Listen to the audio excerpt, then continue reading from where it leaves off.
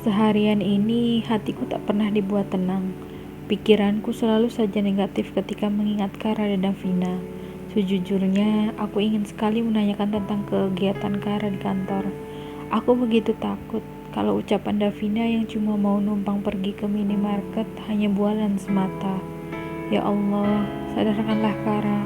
Sadarkanlah supaya dia tahu tugasnya sebagai suami. Kalau seperti ini terus, aku bisa suuzon tentang apa yang mereka lakukan. Suara langkah kaki mulai terdengar dari luar pintu. Krek. Pintu rumah terbuka dan memperlihatkan Kara yang pulang kerja dengan menenteng tas laptopnya. Wajahnya terlihat sangat lelah dan tak bertenaga.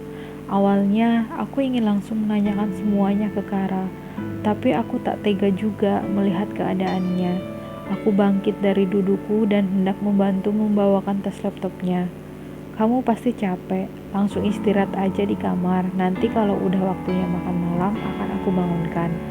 Kara mengangguk setuju, kemudian berjalan menaiki tangga lalu membuka pintu kamarnya. Kita suami istri, tapi tak terlihat begitu. Malah cuma kelihatan seperti dua orang asing yang tinggal serumah.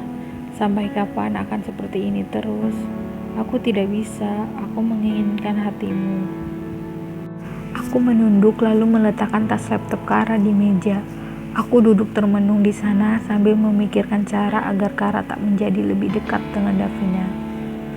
Makan malam telah usai. Kara hendak kembali lagi ke kamarnya. Tapi aku tak tahan karena aku tak bisa berpura-pura untuk tidak tahu apapun mengenai hubungan Kara dengan Davina. Karena itu salah sekali. Walaupun sejujurnya pernikahan ini juga salah, karena sejak awal hanya ada kebohongan. Kenapa? Kamu mau bicara apa? Bisa kita bicaranya di teras samping rumah? Pintaku supaya suasana hati kami nantinya lebih tenang, karena mendapatkan udara dari malam hari. Kara mengiyakan. Kini kami pun sudah duduk saling berdampingan di ayunan rotan, tempat untuk bersantai. Kamu pasti tahu kalau aku menyukaimu, ucapku yang membuat Kara menaikkan satu alisnya. Mungkin dia bingung kemana arah pembicaraanku nantinya. Langsung aja, jangan banyak basa-basi. Jadi, pengakuan cintaku itu adalah basa-basi bagimu? Wah, benar-benar tak terduga. Aku mengucapkan itu sambil menahan rasa sakit di dadaku. Rasanya aku ingin menangis di hadapannya. Mengakui perasaan cinta di hadapan orang yang kita cintai itu tidaklah mudah.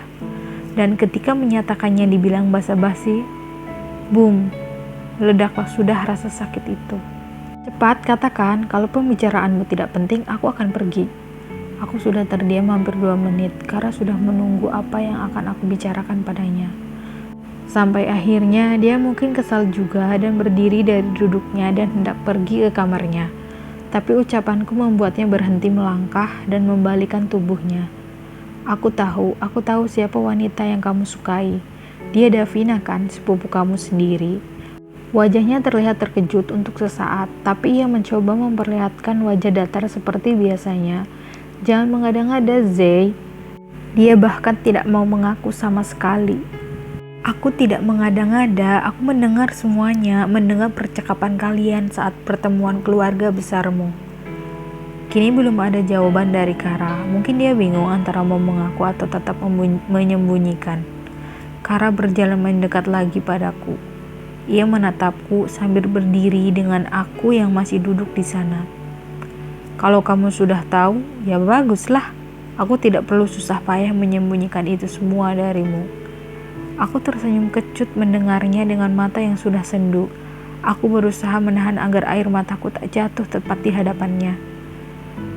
Kenapa kalian tidak menikah? Kenapa kamu malah menerima perjodohan ini?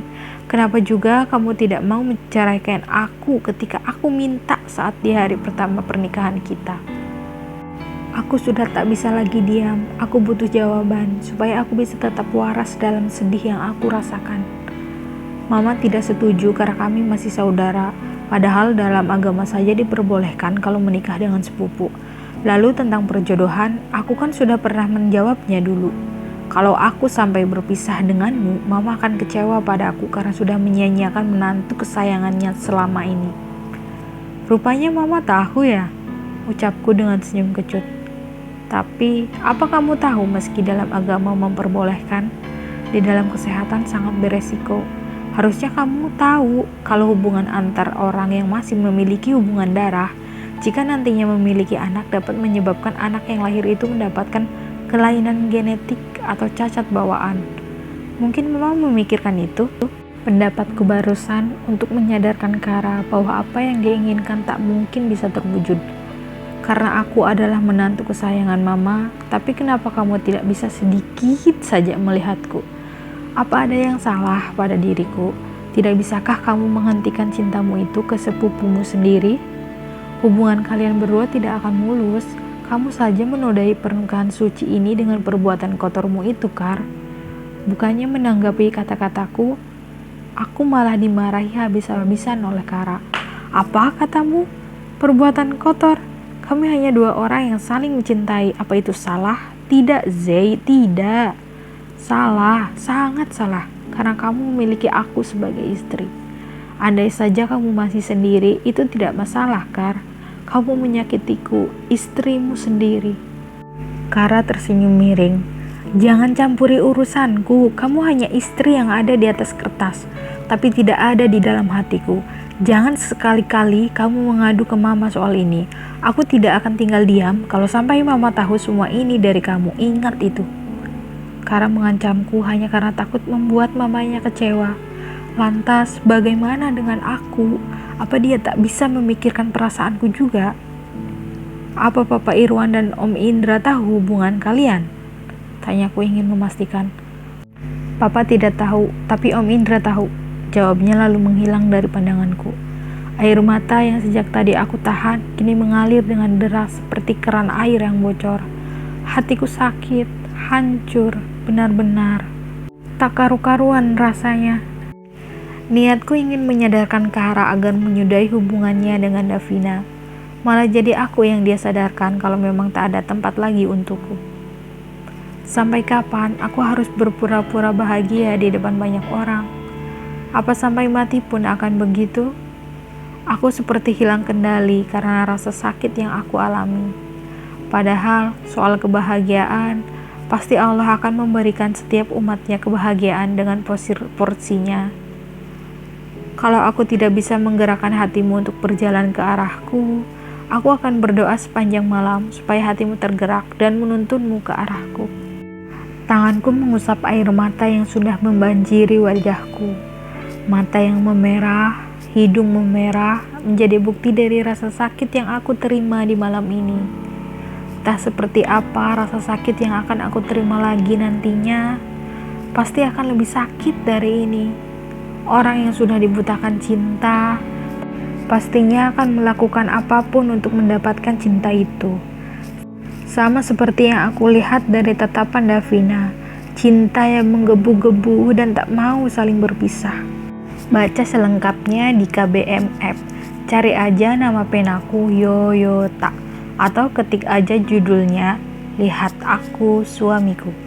Atau kalau mau yang lebih mudah, di deskripsi sudah aku tuliskan link ceritanya. Kalian bisa klik aja langsung, ada berbagai macam ceritaku yang ada di Linktree.